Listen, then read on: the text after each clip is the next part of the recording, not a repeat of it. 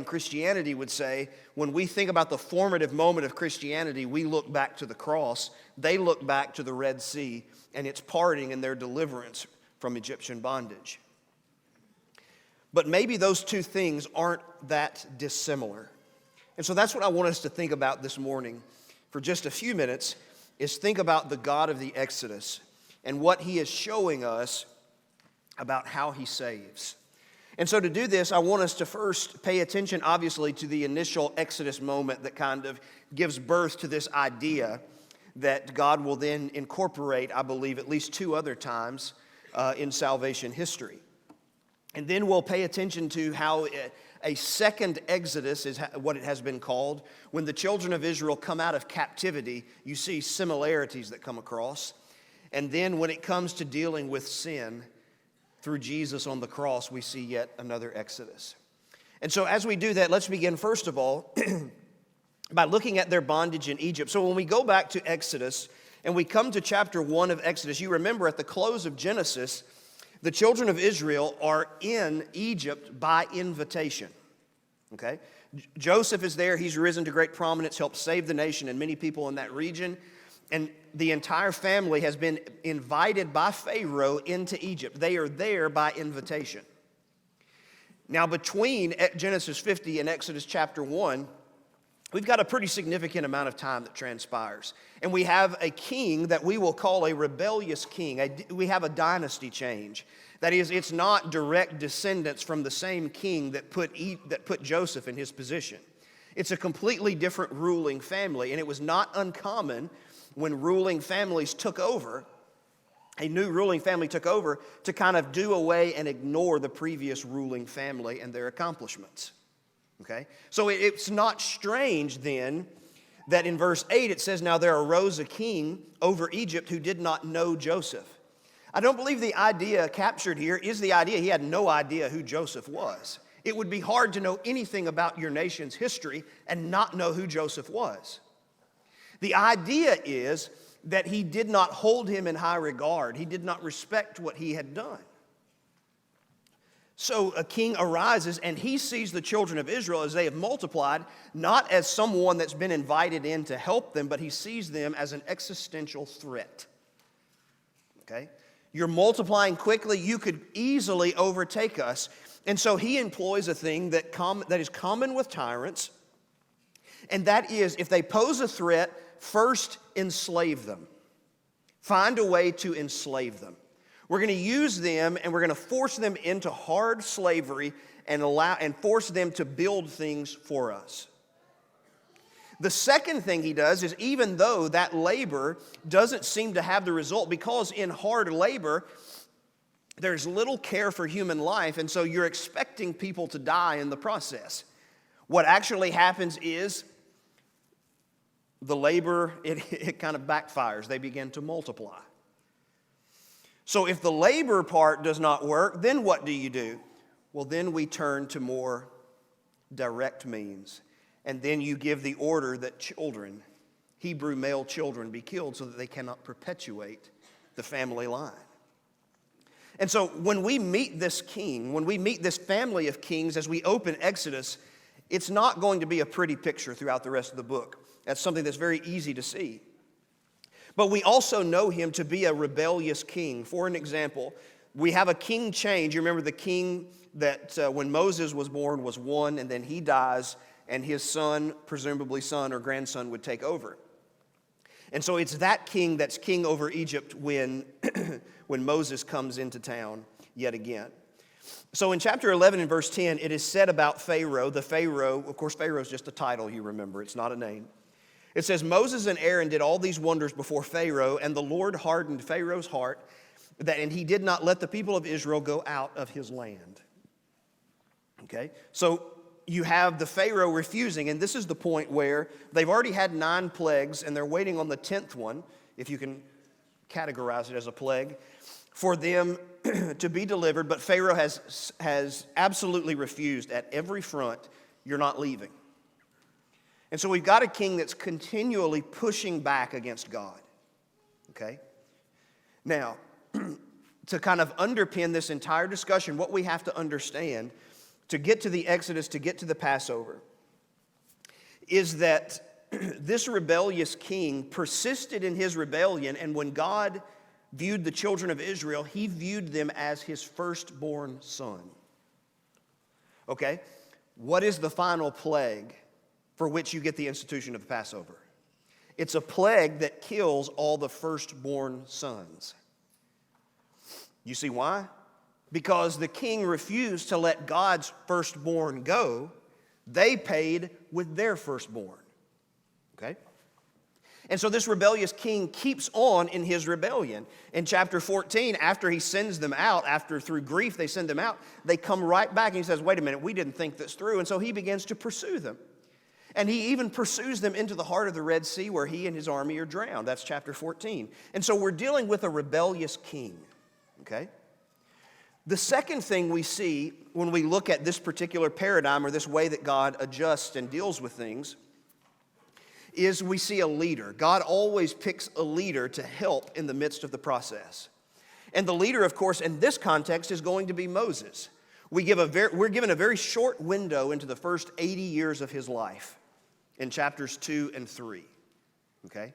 So he's born, of course, rescued, raised in Pharaoh's own home, given great advantages where he would have had great learning. He assumes, and of course we're able to understand this from Stephen's sermon in Acts, he assumes that the children of Israel know who he is and that he's their deliverer, and that leads him then to kill an Egyptian who is hurting a Hebrew slave. They reject him. That sends him into the wilderness for another 40 years. And then in the wilderness, on the backside of that wilderness, God appears to him and says, you're going, and you're going to bring my people out. And then you can understand why Moses kind of says, I already tried that once and it didn't go well. But Moses is God's man. He's the one that he's going to use to deliver the people. And you can see that specifically in Exodus chapter 14, when the children of Israel have gone through the Red Sea and the Egyptians are pursuing through the Red Sea. It says, then the Lord said to Moses, stretch out your hand over the sea, that the water may come back upon the Egyptians, upon their chariots, and upon their horsemen. Moses literally played a part. You remember in the opening of the chapter, with his rod, the splitting of the Red Sea, the breath of God comes through, the wind of God, the Spirit of God comes through and splits it. And then he's holding his hands up, and he commands the waves to come back down, and that's what actually destroys the Egyptians. And so Moses becomes God's leader, and God has expressly said in the midst of this, I'm going to glorify you in the midst of Israel so that they will learn to trust you. You are their leader. Okay? The third thing that always is present is that there is deliverance. You're a rebellious king who persecutes or oppresses and puts in bondage God's people. God raises up a leader. That leader then produces deliverance, or God produces it through him. Okay, first of all, there is deliverance from death. In Exodus chapter 12, with the Passover, that's what this is all about. Okay? We're putting the blood on the lintel that is, I call it the header, just this top part, okay? And then the side post. It does not go on the ground. That might be an interesting discussion to have sometime, why it didn't go on the ground. But it goes on the doorpost. And so when the blood is there, this is why it's called Passover, right? Because God literally passes over the house. He does not kill anyone in the house. And so there is a deliverance from death. In houses all over Egypt that night at the Passover, there is not a house where there is not a dead body, except of the people of Israel. Because they've taken the lamb, they've taken the blood, and God has passed over them. And so he delivered them literally from physical death. But he also, as we've been saying, has delivered them from bondage. They go from being slaves, okay? That is, they exit in Exodus chapter 12. They exit. The people of Egypt are pushing them out and giving them money, giving them anything that they have to get them out. Just get out, okay? And then, as we read a moment ago in Exodus 14, he has Moses extend his hands, and then the water comes back upon the Egyptians, And the text says, as the chapter closes in chapter 14, that they saw the bodies of the Egyptians washing up on the seashore. That was, think about that. That was a way for God to verify to them in perfection and in completion, no longer will this oppressor harm you. No longer will the oppressor harm you. Now, after then delivering them, there is the process of complete liberation. When the children of Israel were taken out of Egypt, they were completely liberated, okay? Their enemies are now dead, completely gone. The nation is decimated. Its economy is in shambles because of all the plagues. They will never pose a threat within the lifetimes of these individuals to them again. And so in this process of liberation, we get to Exodus 19 and 20, where God enters into a covenant with them, and he tells them in Exodus 19, you're no longer going to be dependent upon the Egyptians or any other people. You'll be dependent upon me. I have liberated you completely. I didn't take you out of bondage from the Egyptians only to bring you to a new master who would put you in bondage yet again. I brought you out to liberate you and to bring you to myself. And so in Exodus 19, as he is preparing this, he says in verses 5 and 6, now therefore, if you will indeed obey my voice and keep my commandments, you shall be my treasured possession among all peoples. For the earth, all the earth is mine, and you shall be to me a kingdom of priests and a holy nation. These are the words that you shall speak to the children of Israel. They would be a specific people with a specific function, and they would experience liberty, true liberty. And then to cap all this off, what is a great memorable moment if you can't have a meal about it, right? It doesn't really exist if there's not a meal to commemorate it. And so God in this process institutes the Passover, which is so primary in their thinking that their calendar is completely rearranged to where Passover functions then as the first month of their year. It completely rearranges their calendar to the beginning of their year. They begin every year with the reminder of their beginnings with God. And in this text in Exodus chapter 12, he explicitly says, not only are you to do this, but you're supposed to teach it to your children. And so when we look at Exodus chapter 12, beginning in verse 24, he says this, you shall observe this rite as a statute for you and for your sons forever. And when you come to the land that the Lord your God will give you, as he has promised, you shall keep this service. And when your children say to you, what do you mean by this service? In essence, Dad, why are we doing this? Why do we do this every year? Why do we pause life and we go through these rituals and sacrifices and killing of animals and special meals? Why do we do this? Your children are going to ask that. You shall say, verse 27, it is the sacrifice of the Lord's Passover. For he passed over the houses of the people of Israel in Egypt when he struck the Egyptians but spared our houses, and the people of Israel bowed their heads and worshiped. And so this process of deliverance, you have these 5 elements. You have in this context the rebellious king who's oppressing the people of God. God raises up a leader that he uses. In raising that leader, he then delivers them, that is, destroys the enemy, the existential threat at that moment. And that then produces complete liberation. The people are let go. And then there's a feast to commemorate what God has done.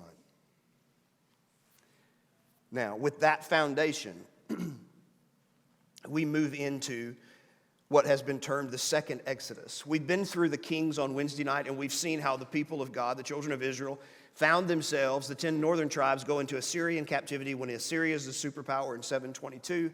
The 2 southern tribes and their nation of Judah, they go into captivity 606, 597, 586. And when Babylon is the new superpower, having overthrown Assyria. And so basically all the tribes are kind of back together again in a massive captivity with a different overlord. Now, so they're in captivity in Mesopotamia. That's the area where they find themselves. So God is then going to do what? What he did at the Exodus. He's going to deliver them. It may not be as grand and as spectacular in certain ways, but he's going to deliver them again. And instead of there being an unwilling king, there will be a willing king. The Persian king, Cyrus, rises to power. And in Ezra chapter 1, beginning in verse 1, it says, "In the first year of Cyrus, king of Persia, that the word of the Lord by the mouth of Jeremiah might be fulfilled, the Lord stirred up the spirit of Cyrus, king of Persia, so that he made a proclamation throughout all his kingdom and put it in writing. Thus says Cyrus, king of Persia, the Lord, the God of heaven, has given me all the kingdoms of the earth, and he has charged me to build him a house at Jerusalem, which is in Judah. Whoever is among you of all his people, and may his God be with him, let him go up to Jerusalem, which is in Judah, and rebuild the house of the Lord. The God of Israel, he is the God who is in Jerusalem." Now, this particular instance has been called by name by Isaiah, specifically in Isaiah 44, going into chapter 45, that God would raise up a man named Cyrus who would allow the children of Israel to return and to rebuild the temple of the Lord. And so what you have is something very different. He is a king who, yes, they are still responsible to him. They still have to obey him in ways. But he's also a king that allows them some liberty. He is a willing king. He is movable. Whereas the Pharaoh would not budge in any way, now you have a king who's willing to work with the God of Israel. Okay? Now, he certainly does not convert to the God of Israel, but he cooperates with him. Okay? So we've got a willing king, and then we've got leaders that become involved in this process. So when we look at, for an example, in Ezra, the way Ezra opens is actually not about Ezra. It's named Ezra, but we don't actually get to Ezra until chapter 7. Ezra opens with Zerubbabel, who leads the people back in order to rebuild the temple. And then in Ezra 7 through 10, Ezra comes back and helps them restore the law, and Nehemiah, he comes back and helps them rebuild the walls around the city of Jerusalem.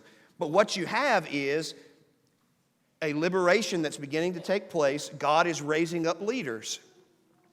And in this process, he's delivering them from their bondage.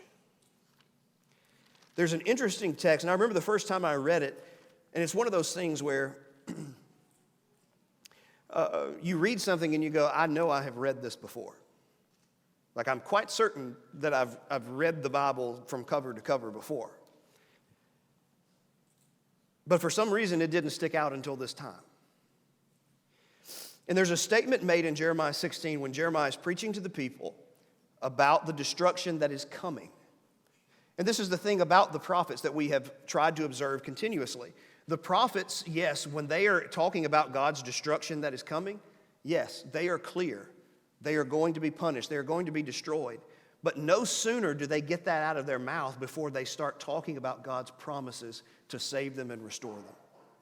And so in Jeremiah 16, beginning in verse 14, it says, "Therefore, behold, the days are coming, declares the Lord, when it shall no longer be said, as the Lord lives, who brought up the people of Israel out of the land of Egypt." That is,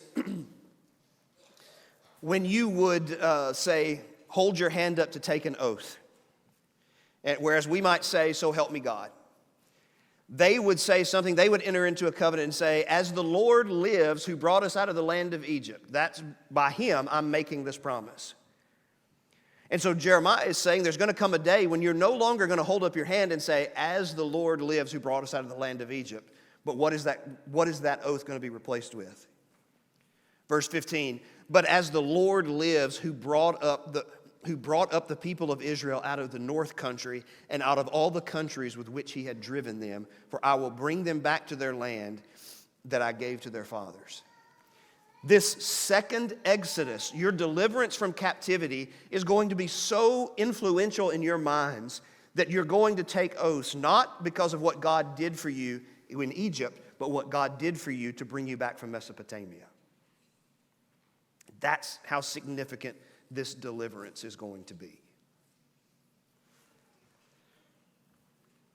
Now, here's the wrinkle. It's really only partial liberation. They are coming back home, but they're still subservient to another nation. They go through a short period where the nation of Israel was kind of its own independent thing during the Maccabean revolt. I don't know, maybe a century, probably less, but a century would at least cover the time. In the Maccabean revolt, where they were somewhat independent. They were never what they were, but they were somewhat independent. But all in all, they were partially liberated. Okay? Now, was there a feast to commemorate this? Well, there's discussion. So some people think, so when you go to Nehemiah chapter 8, and there's the rereading of the law as the law had dictated, and they learn that the Feast of Tabernacles is something they should have been observing, and they haven't, and so they weep, and they say, no, you got to stop the weeping because this is a time of joy. So they go and they celebrate the Feast of Tabernacles. Some people say the Feast of Tabernacles took over in the Jewish mind as the feast that was about them coming back from captivity. Okay, that may very well be right. I don't think so. I don't think that's at all what's happening in Nehemiah chapter 8. As a matter of fact, there is another possibility that some people believe that the reason there was no feast to commemorate them, and I understand when I say this, it's going to sound like it's contradictory, but just indulge me and give me a minute. That they did not actually establish a feast for their return from captivity because some people strongly believed that they were still in captivity. Does that make sense? That is, I mean, yeah, we're free, we live in our land, but we still have to pay taxes, we still have to listen to the Medes and the Persians, and then the Greeks, and then the Romans. So we're not really free, so why would we celebrate it? Some people believe that thought process even continued down to the time of Jesus when he came on the scene. I don't know. But what you do see is a pattern that is similar. So then we come down, and you know, I get it. You know, Old Testament history, I know most people usually perk up and they hear it's coming and they're like, yes, it's the one I've been waiting for. So why don't we go through this? Well, first of all, because we need to understand, so many times we are so New Testament saturated. Well, we think we're New Testament saturated, but we don't realize what of the New Testament is built upon this massive foundation of the Old Testament. That when you read it, you look at it and go, well, yeah, that's what he's doing. I mean, that makes perfect sense. And if you don't have that, you miss what is happening. You miss the significance of statements that are made. And so when we come then to the greatest captivity that the world has ever known, which is sin, now we can begin to pay attention to this paradigm that God has already given us. And that is, you have a rebellious king. In Ephesians chapter 2, those of us who, when we walked in sin, we were walking according to the prince of the power of the air, under his control. Okay? Under his control. When Jesus was about to be crucified, John 12 and verse 31, he says, the hour has come and the prince of this world will be cast out. The prince of the world, Satan, would lose his death grip on the world. He's about to be cast out. And so you have a rebellious king. Now, when you look at the Egyptian captivity, they were in bondage because a king mistreated them. When you look at the captivity of the children of Israel, they were in captivity because of their own sins. And that really is more of our fitting. We're in captivity because of our own sin. Sin is captivity, whether we admit it or not. It's the strangest paradox in the world, right?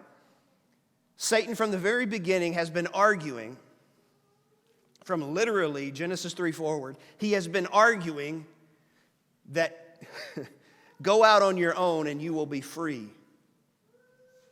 Except the truth is you will be captive. John 8 and verse 34, whoever commits sin is the slave of sin. That's Jesus' assessment of sin.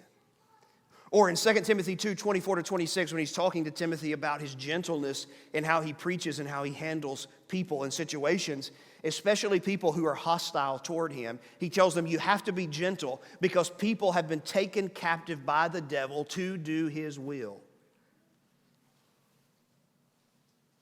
And you will not win them and you will not liberate them by fighting them the way they fight. The only way you will win them is the way Jesus wins them, through your gentleness and kindness and respect. But the picture is what? If you're a sinner, if you're living and embracing a life of sin, you're captive. You're captive. Someone says, no, I'm free. You are free to believe it. You're free to believe that. But it's not true. So you have a rebellious king with people in captivity. So then God raises up a leader. Or God comes down into the world as the leader. Now the scripture reading that was read for us a moment ago in Luke chapter 9 is where we see this imagery come to life in the life and ministry of Jesus. He's on the Mount of Transfiguration with James and John and Peter. And as he's praying, his appearance is altered and his clothing becomes dazzling white. And behold, two men were talking with him, Moses and Elijah. Pretty big heavy hitters, right, from the Old Testament. Moses was the lawgiver. Elijah was kind of seen as the law restorer. He called people back to the law. It says they were talking with him. In verse 31, who appeared in glory and spoke of his departure. Okay, so when we look at, we get the transfiguration, we don't get it in John, we get it in Matthew, we get it in Mark, and in Luke. So when we look in Matthew and we look in Mark, the words for, the kind of the discussion of what they're talking about isn't as clear. The words, this word that is used here is peculiar. It stands out. It's only used one other time in all of the New Testaments in 2 Peter chapter 1, which I think what Peter is doing is actually remembering this occasion and using that to compare it to his own death. But the word that is used here, look, I'll give you the Greek term and you can hear it you will hear it as soon as I say it. Exodon. Exodon. His exodus. What were they talking about? They were talking about how Jesus was about to lead the ultimate exodus. Moses, the leader of the first exodus, talking to Jesus, the leader of the ultimate exodus out of sin. And as Jesus does that, he delivers us from death. Because the payment for our sin is death. It's what we deserve. And sometimes we need to be reminded of that. Not just do we deserve spiritual death and eternal death, the wages of sin is death, talking about in that context spiritual death, but we also deserve physical death. That is, for the violation of God's will, we deserve to be killed immediately, which is physical death that will then lead to an eternal spiritual death. That's what we deserve. Now, we don't like that, and we don't like to think about it in those terms, which, and by the way, that's why sometimes we don't take Christianity as seriously as we should, is because we are afraid to say the terms of the gospel in straight talk. If you and I can honestly believe that we deserved to die and we deserve to be lost at this very moment, it would make someone stepping in and rescuing us from that very transformative.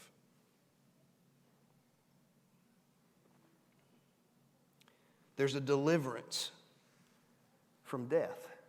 There's also the deliverance from bondage. where you can throw off the shackles of sin. No longer are the difficulties of guilt and all these other things, no longer are they going to attach themselves to you. They're going to try, but you're free from them. And when those things of guilt begin to creep in, you begin to think to yourself, look at what I've done. You then have a very powerful tool at your disposal, because then you can say, yeah, look what I did and look what Jesus did.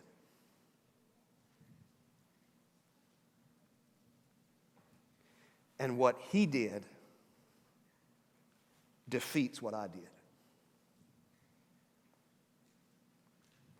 So there is true deliverance.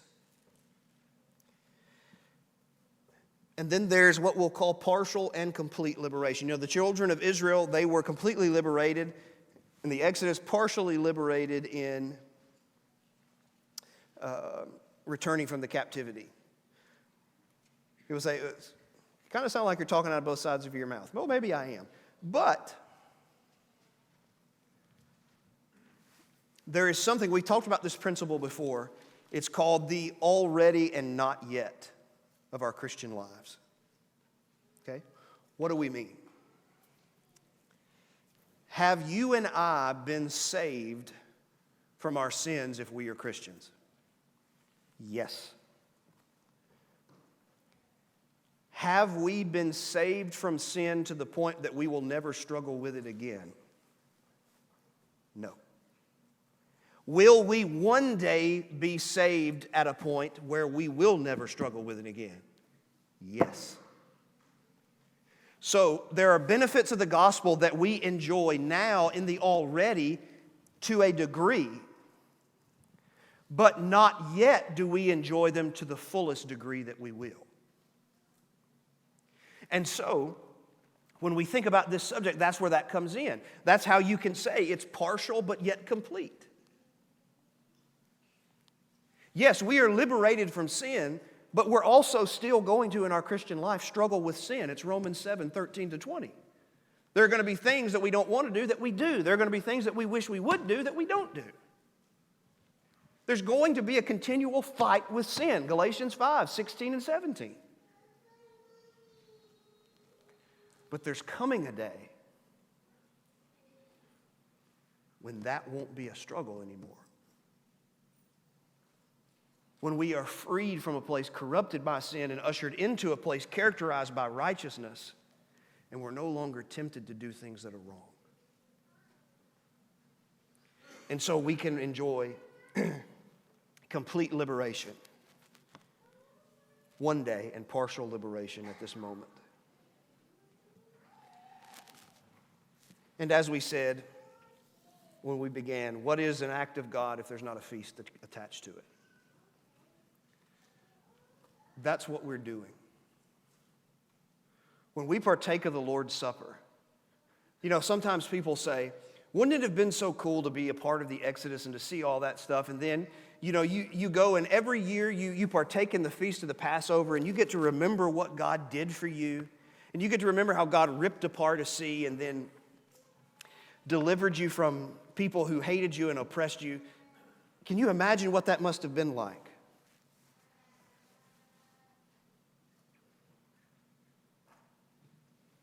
They only got to do it once a year.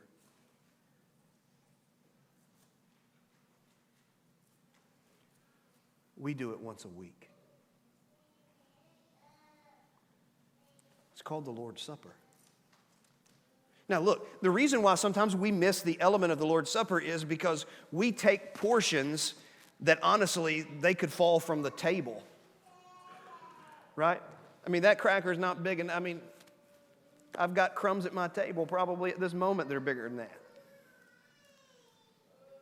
We've got juice, I mean, that's like a thimble. But the Lord's Supper was originally, legitimately, a feast. Like you ate it and you got full.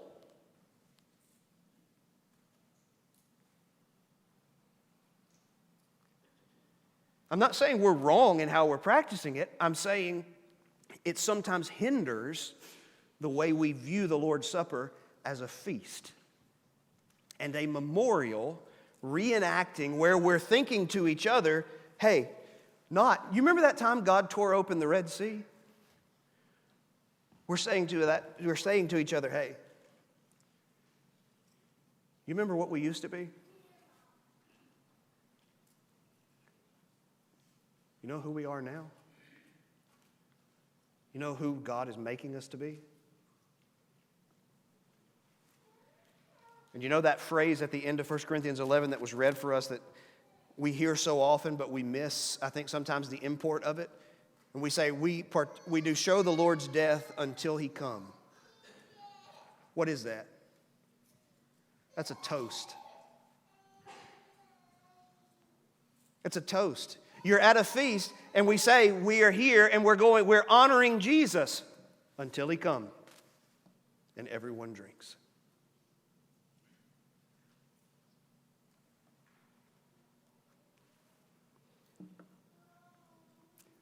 That's God.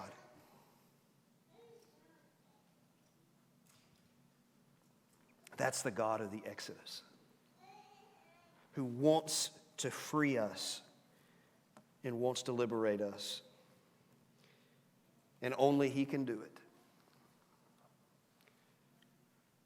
But if you will come to him on his terms, if you come to him with a penitent faith, confessing Jesus as the Son of God, acknowledging the Lord's chosen for what he has done, being willing to confess him and to be baptized in water for the forgiveness of sins, you go through this exodus. And by the way, the first exodus went through what? Water. The second exodus will go through what? Water. Because that's where a person's sins are forgiven and they are liberated to walk in newness of life. Romans 6. Maybe we need to do that this morning. Maybe we just need strength in general. The God who does all of these things can help us with any problem if he can help us with our greatest problem. And if we can help you this morning, we want to as we stand and sing this song.